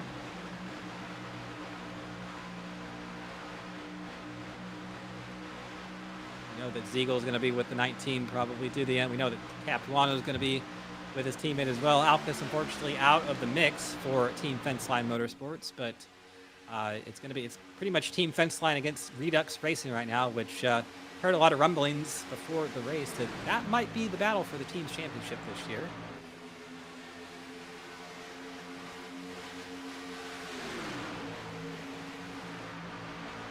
Right now, that outside line, as we've kind of seen for a lot of the race, just very strong. I think if you can get a line up there on the outside, it is going to be quicker than the inside. It's 4 cars, and it was 4 cars, and now it's 3. Kynan Jones decides to stay high there and kind of out of the way there. Here comes the other pack. That second group has caught him. So yep, that's exactly what they needed. All that juking and jobbling they were doing up at the front got that second pack up into the fray, and we'll see what they can do. Here's Peeler. Push from McIntosh, and McIntosh, he's gonna probably not go with that 27 because he's got two teammates in front of him, but we know Ty McIntosh is going to want to go for the win himself. We'll see how committed he is to the Redux crew there. Oh, big push from behind from Westergreen sideways.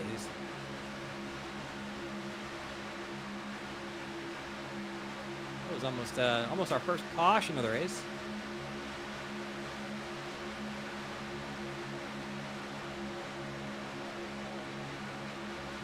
Beers with the block on the outside. Big push from behind from Gore. Nowhere to go for him.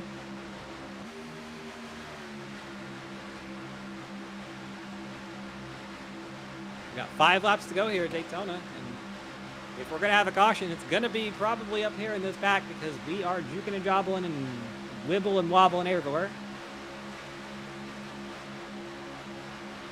Gore has gotten clear of the pack here and probably, well, there's Siegel with Siegel and Capuano. It's going to be very hard to outdo that trio. Beers almost, he is all sorts of sideways there off of turn number 4. I think that these cars are moving around as much as they have all race. Just the big pushes from behind and the fact that the pushes are more aggressive now is going to be a factor in this equation. But right now, two Redux cars at the front and 2 lap down cars behind them, Westergreen and Kynan Jones, not really in the fight for anything right now. They are in the fight for Lucky Dog if we do get a caution, but 4 laps to go. The chance of that happening ever decreasing by lap, and we'll see what Beers can do with those 2 teammates he has behind him. That second group has not really been able to kind of get through those lap cars right now. Peeler back there kind of stuck in the middle and having some contact. 3 laps to go here.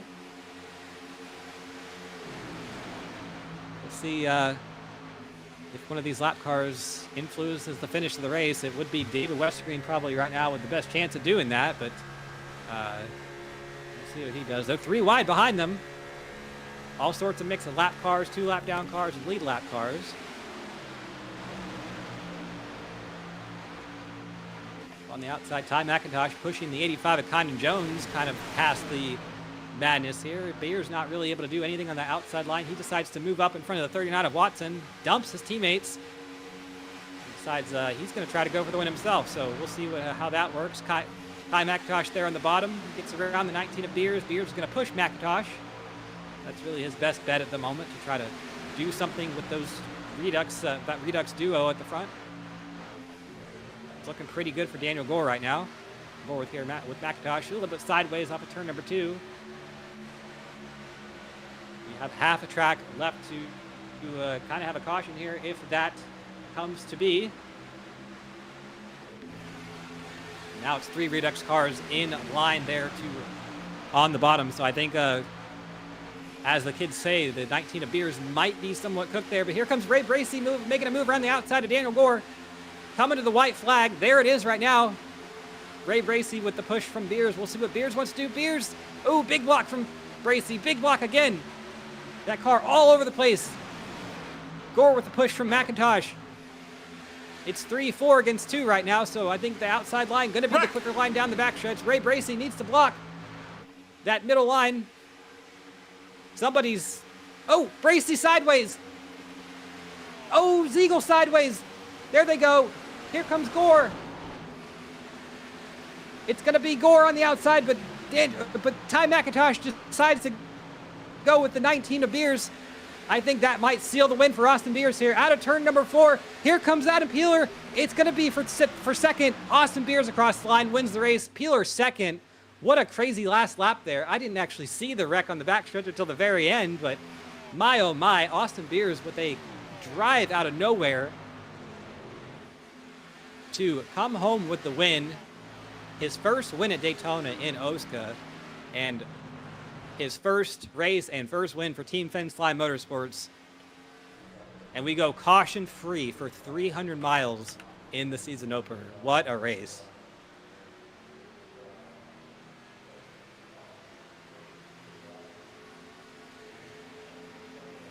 I think we'll have to go ahead and update that board down there. He no longer is a Team Mixed driver. It is a Team Fenceline Motorsports, but... Oh, I accidentally hit the wrong button on the thing. I'll take care of that. You see all the rubber and debris build up on the front end of that race car. 300 laps without a caution.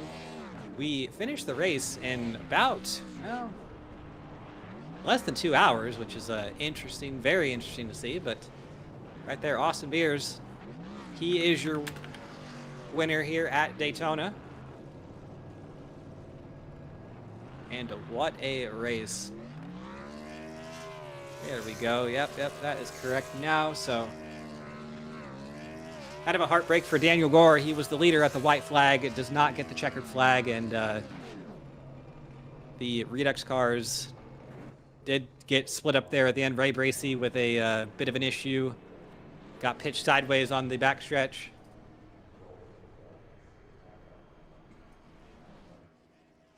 And we hear some... in true OSCA fashion, we have some controversy brewing in the driver's chat. We'll have to follow up on that later on in the race, but we'll let these drivers get out. We'll let them cool off, and we will let them get their punches out, and we'll be back with you shortly for some interviews.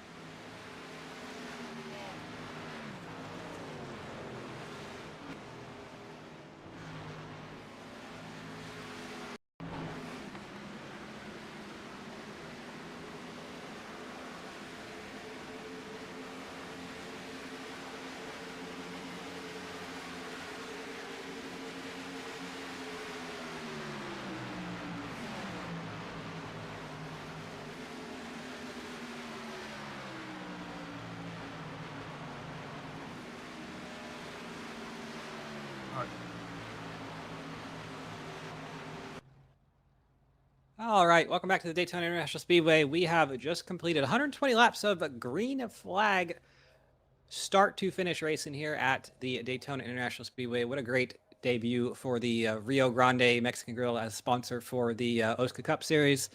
And Austin Beers came home as your leader. He was not 2 laps ahead of the field, as our ticker at the top showed for just a moment, but he did come home with the win. A little bit of controversy brewing in the chat, And we'll probably get some forward on that controversy here with our third place finisher. I'm gonna drag him up, and I bet he's saying something. Actually, not. I thought you were gonna be saying something there, Daniel. But hello, you know who I am. You got a copy? I do. All right. Well, interesting race here. I mean, clean and green from start to finish, and I hear some controversy brewing in the chat. Before we get to that, tell us about your night. Well, started off, what was it, 10th, I think? Yeah, started off 10th. Group quality super speedways, in my opinion, does not mean a thing. I think it's completely useless. So I was only going to do the one lap and bail, and it was good enough for a decent position. So we decided to stick with that. I think only Ty ended up doing a second run. And even then, we ended up just using that for pit practice. So started off 10th. Got through every pit stop fine. There's once or twice ended up messing up and started wheel hopping, and I was trying to figure out why. And I was shifting down to first by accident, not realizing it. Been doing too much Bathurst practice recently for the upcoming race this weekend. And yeah, we just hit our marks every stop, lost the back a couple times, went to give it a get back, and just fell a little short, unfortunately, but it's all good. Yeah, you actually were the leader at the white flag lap there, or just kind of nose to nose with your Redux teammate Ray Bracey there. But coming through kind of 3 and 4, it looks like Ty did not actually go with you there. So was that a planned move, or were you not expecting that? No, it's just a miscommunication. He thought he was going to wreck me. I didn't tell him I was going high. It's just that mistake. It happened. He did nothing wrong. I don't think I did anything wrong. Yeah, just a mistake. If he went with me, unfortunately, we probably could have got him. But it was just a freak accident. And third and I think fourth to go for it on there, which is still great for the team points. But I wish one of us could have grabbed the win, whether it was me, Ty, or Bojo. Yeah, I gotta ask there. We kind of had noted that the okay, let me reset the words here. Dynamic of the race there, with the lead lap cars, the lap down cars, the tail end of the lead lap cars, kind of all being mixed in the pack there. Were you kind of thinking about that? You know, with like 10 to go, kind of how that was going to influence the end of the race there? A little bit. I thought it might have turned into a horse and chariot race almost. You know, with the lead lap cars pushing lappers. But it didn't. It was pretty much just a straight dogfight at the end. Yeah, that's pretty much it. Well, another OSCA season underway, and pretty good start to your championship defense here with the third place finish. We go to Auto Club next week, which, rest in peace. I'm so sad that Auto Club is no longer a thing, but it's good that we have it on the service to be able to race whenever we want. I've seen you there. I know you're going to be fast, but how are you feeling about it? I'm feeling good. If last season won the championship there, of course, won the championship with a win actually last season on a fuel mileage. Yeah, no, I'm looking forward to it. Typically it's a track I've kind of struggled at, the 2 mile D ovals, but I think I found something this last year of racing, so hopefully I can take that good momentum from last time at that track and maybe get another. Right on. Well, before we let you go, any sponsors or shout-outs you got? First of all, my team. Obviously, you know, we mixed it up a little bit with a couple of our drivers moving to part-time schedules this season. Santi and Jake, we brought in Bojo and Ty. Those two were absolutely phenomenal this entire race. They were giving it everything. And same with Noah. He was too. He got kind of screwed a couple times on fuel, and I'm shocked it went green all the way to the end. And unfortunately, he got the brunt of it there with the fuel situation. So, but as a whole, just the team, very thankful for him. I think my sister was watching, so I want to say thank you to her, and Sam, she was watching too, so thank you. Yep, she did give you a shout out in the chat, and we acknowledged her. So it's always good to see the family involved. She actually she put a little paint in the nails emoji there, so nice to see that. So, anyway, congrats on third place, and I'll definitely be talking to you later. But you know, have a great rest of your night. Thank you, Cam.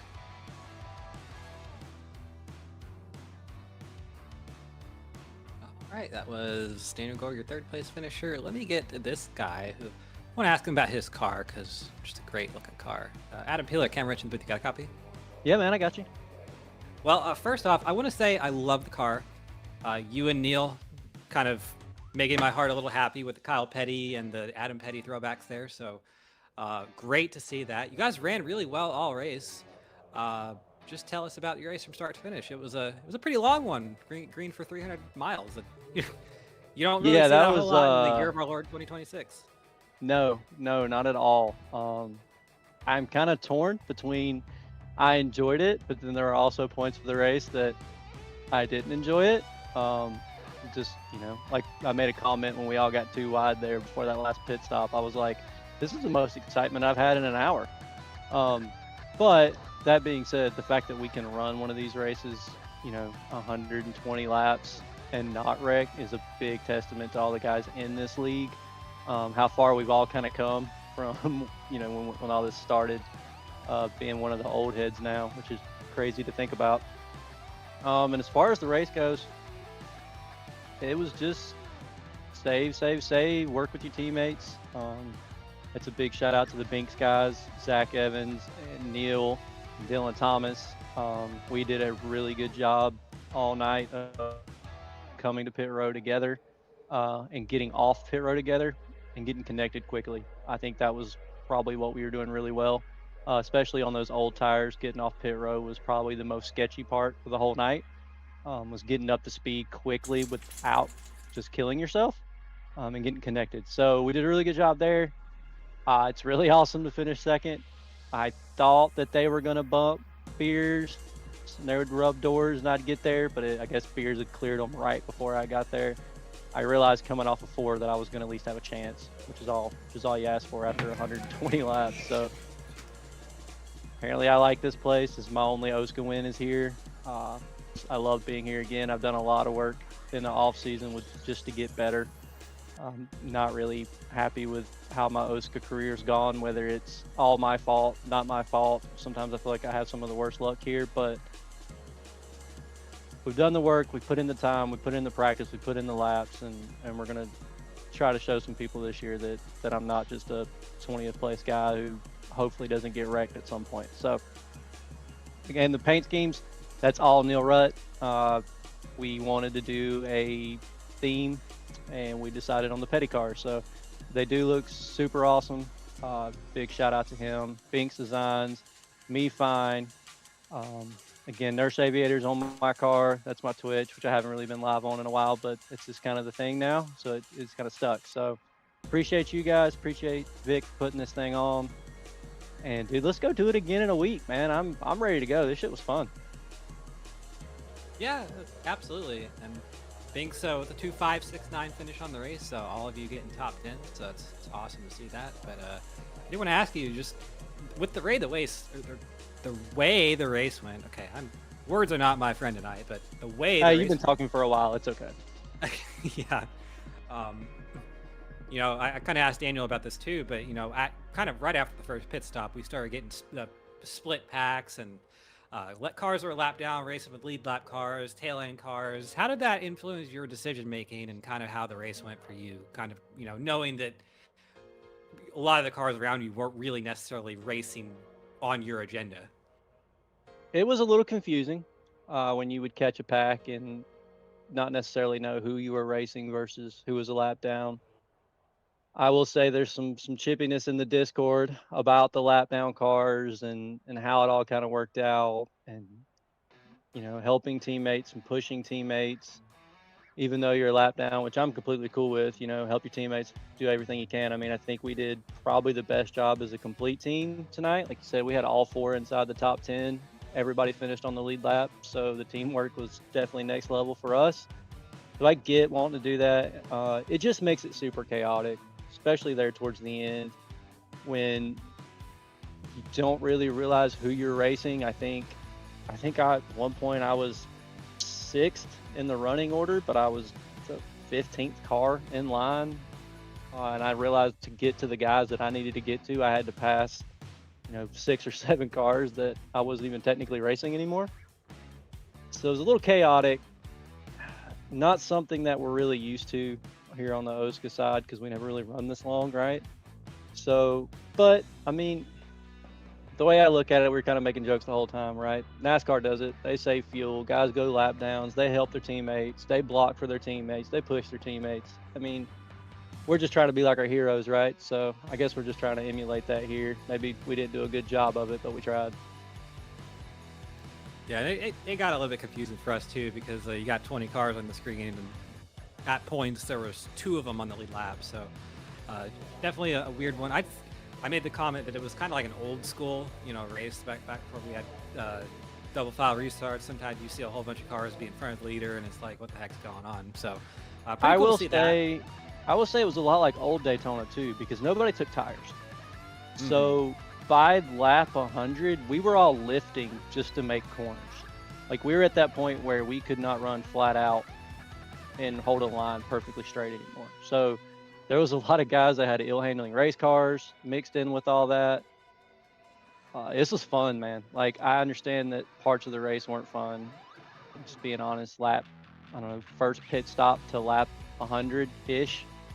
But as soon as we got there, I'm so surprised that it ended up being one big pack at the end, because normally when we get in these fuel saving races and all these green flag pit stops, it's normally 2 or 3 cars way out in front of everybody else and no one gets to catch them, and it ends up being maybe 6 or 7 cars at the finish. The fact that the pack was together after 120 laps, whether they were a lap down or not, I thought was really, really cool.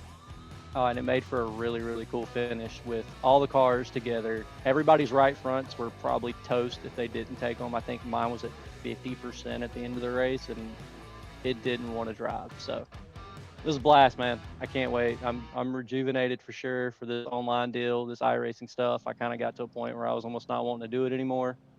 And I'm glad I took some time, did some other stuff on the service that I fell in love with, and it makes me want to be back. So I'm excited. Sometimes a break is all you need, but how you feeling about next week at Auto Club? Statistically, it is my best racetrack in OSCA. It is the racetrack that got me into OSCA. Funny enough, running a Tuesday night entry level prove yourself kind of deal. I ran really good at an OSCA race and got approval after that. I don't have the finishes, but I think if I go back and watch, I'm usually running top 10 until something happens. So it's my best racetrack on the sim for sure. So we'll see. With these cars, the draft is such a big deal, especially at Auto Club, especially how fast it goes. So you could be having a great night and it go bad real quick, kind of like here. So I'm looking forward to it. I'm excited. I love that place. And we'll go see if we can actually make a run at this playoff thing. All right. Well, before we let you go celebrate your second place, any sponsors or shout outs you have for us? Binks Designs, that's all Neil and his beautiful fiance, and Me Fine. Again, Nurse Aviator on Twitch. Just again, shout out to you guys, shout out to Vic. This was amazing. I didn't know how I was going to feel about one long race. I do love the halves that is OSCA is known for, but this was a good change up, good change of pace. I enjoyed it. All right, well, thank you for taking a moment to speak with us, Adam. Congrats on the finish, and again, awesome looking car. Give Neil props for that, because that made 6-year-old me really happy seeing those cars back on the racetrack. Oh, for sure. Y'all have a good night, man. All right, with that, we're gonna go ahead and pull up the man of the hour. Really, the man of 2 hours. It's gonna be Austin Beers. Austin, this is Cam in the booth. You got a copy? I got you, sir. All right. Well, that was one heck of a race. I'm surprised in the year of our Lord 2026, we went 300 miles on an iRacing race without a caution. But before we get to the fun stuff, tell us about your night. Yeah, that was really cool. And first I gotta thank Tom from Fenceline Films and everyone at Fenceline Films Motorsports, including Eric and Alcus, because they did an amazing job. I was kind of the crew chief for all of us and worked the strategy, and they worked really well with me. Obviously they had those issues. Ziegel got hit coming on a pit road. Tom was speeding. Something happened to Alcus early, but they were great teammates, and they worked really well together and well with me, getting on and off pit road and just maintaining our gap, saving our fuel, and truly I think that's what won us the race was just driving smart and working together, getting on and off pit road as well as we did, and the track position at the end really helped with controlling lanes. So that was just an awesome race with a little bit of strategy. You had to be really good on and off pit road, like I said, and yeah, I can't believe we just did 300 miles without a yellow. That was so much fun. Yeah, we know. Okay, well, third interview in a row. Third interview. I can't get my words out. I've been talking too long tonight, but we noticed that you and the other Fenceline Motorsports cars were going about 2-3 laps further than anyone else there. So, were you guys saving fuel from the start of the race, or how'd that kind of play out? So yeah, the goal was to try to go as far as we could, so that when we get to that last pit stop, we didn't have to stay on pit road as long. And the longer we saved, the more actually we could go harder once everybody pit, and that's where we'd really gain our advantage. And that's how we were coming off of pit road, kind of ahead of everybody and controlling the track position. So when you have 5 or 6 seconds after you pit, to get back in line, get bunched up, you're with your group, you're with your core four, or 3 for a while there. Alcus was, kind of doing his own thing or whatever he was doing. It was very helpful for us. So, and I was just telling those guys that, the pack's going to catch us, they're going to go to the outside, but they're just going to have to pit again, in 15 laps, and then we can go further anyways. So, we were really just maintaining that gap after the pit stops and maintaining the track position, and that it really made the race easier on me, and they did a great job of helping.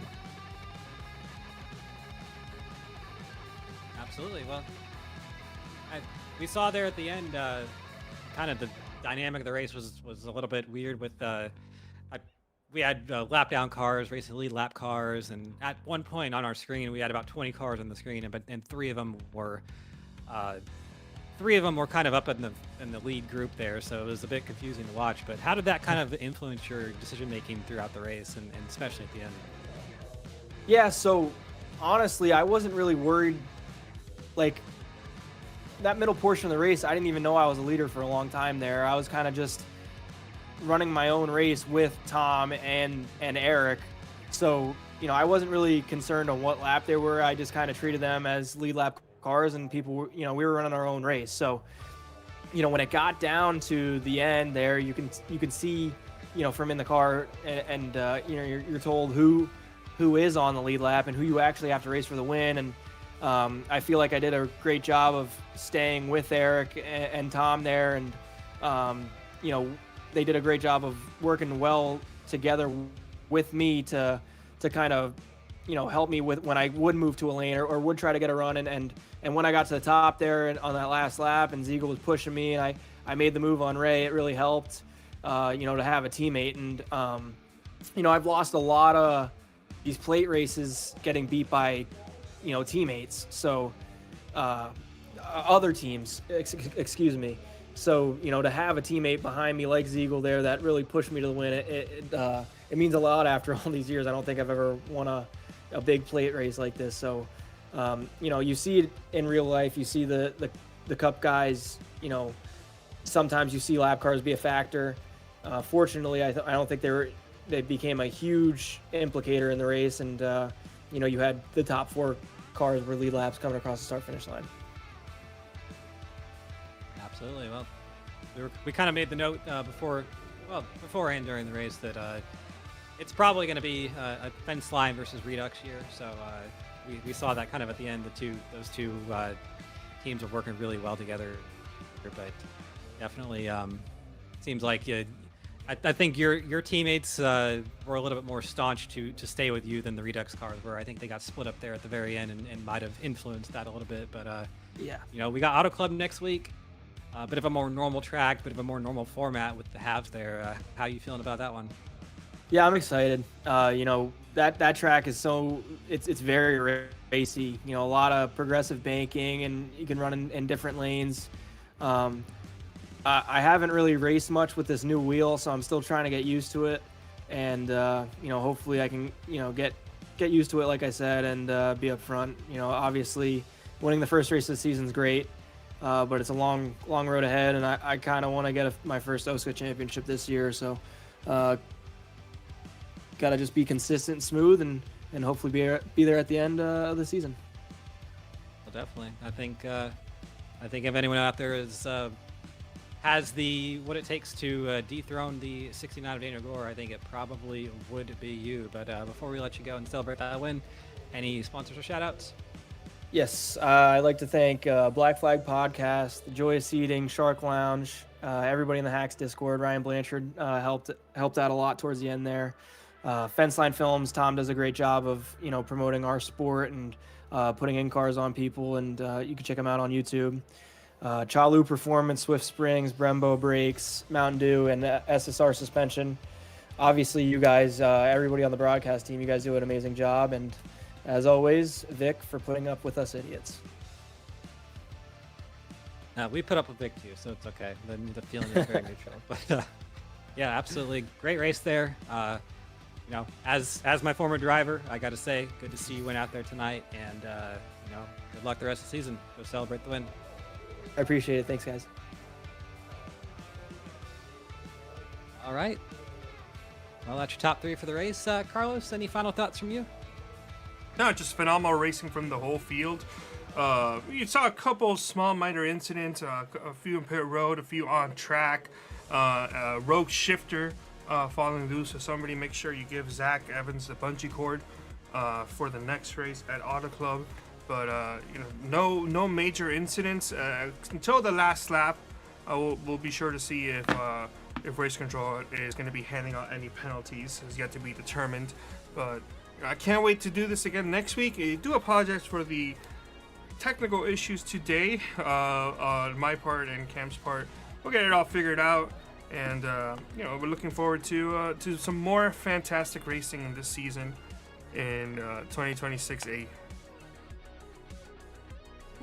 Absolutely. Well, I think that's it for us tonight. I want to give a special thank you to some of our sponsors: Rio Grande Mexican Grill, Easy Motorsports, Brickhouse Graphics, Accelerator Cloud Solutions, Binks Designs, and of course 3YT. That is us. So thank you to us for broadcasting our race, and I don't know how that goes. That's probably confusing to say, but either way, we hope you guys enjoyed what you saw tonight. 300 laps of green flag racing with these Gen 6 cars. Always great to see. And we'll be back here next week, Thursday at 8:50 p.m. for some Auto Club. So take care, guys. Have a great night.